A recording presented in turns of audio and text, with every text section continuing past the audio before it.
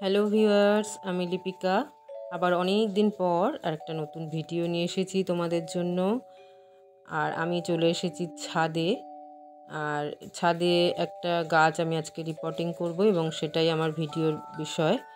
তো যাই হোক, আমার ছাদে যে গাছগুলো রয়েছে, এখন বিকেল হয়ে গেছে, তবু এত রোদ ছাদে, সেগুলোকে একটু দেখতে এসেছিলাম। আর কিছুটা মাটি লেবারদের দিয়ে তুলে নিয়েছি ছাদে। আর আমি বসাবো আজকে এই যে এখানে একটা টবে আমার ড্রাগন ফ্রুটের গাছ আছে। এটা বহু বছর হয়ে গেছে, 3-4 বছর হয়ে গেছে। আর এতেই এই ক্যাকটাস গাছটাও রয়েছে। তো যাই হোক, এই গাছটা বহু বছর হয়ে গেছে। এই ছোট্ট জায়গায় থাকতে থাকতে এটা কোনো গ্রোথ হয়নি। তো চলুন, আজকে পুরো ভিডিওটার বিষয়বস্তুই থাকবে আমি এই ড্রাগন ফ্রুট গাছটা কিভাবে বসাবো। আর এখানে আজকে আমার হাজব্যান্ড একটা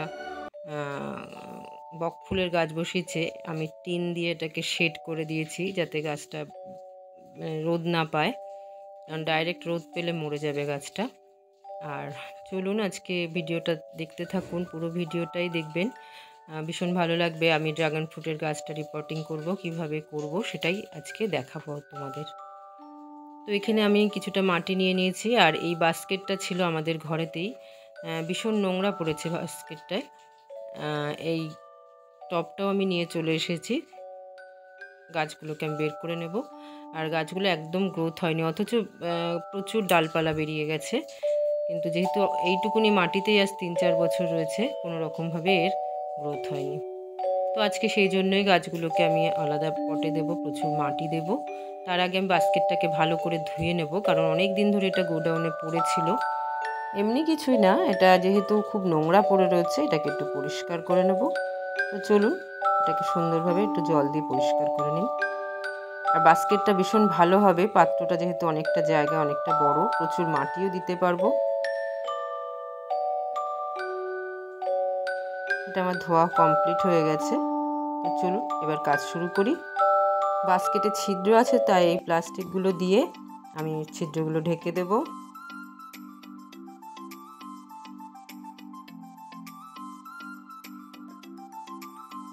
এগুলো সবজির খোসা জমানো রয়েছে, অনেক দিন ধরে পচানোই রয়েছে। এগুলো আমি মাটির সাথে মিশিয়ে দেব লেয়ার করে করে।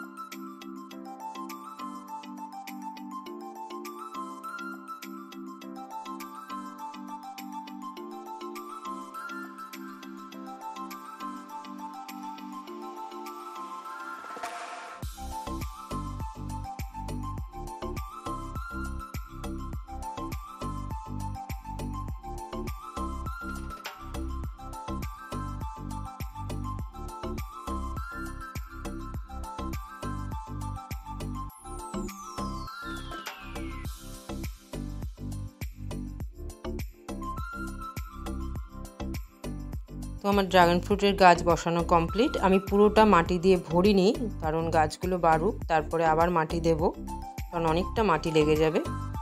তো যাই হোক, সব গাছও আমি এতে বসাইনি, কিছুটা গাছ পুরনো টবে দিয়ে দিয়েছি। আর এবার আমি মাটিটাকে ভিজিয়ে দেবো জল দিয়ে।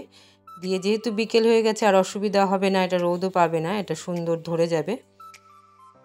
তো আমার গাছ বসানো হয়ে গেছে। এবার আমি গাছটাকে জায়গা মতো রেখে দিয়েছি। আর সব গাছগুলো দিইনি, কিছুটা গাছ আগের টবেই রেখে দিয়েছি, ওগুলো আবার পরে বসাবো। তো যাই হোক বন্ধুরা, পুরো ভিডিওটা কেমন লাগলো অবশ্যই কমেন্টে জানাবেন। অনেক অনেক ধন্যবাদ।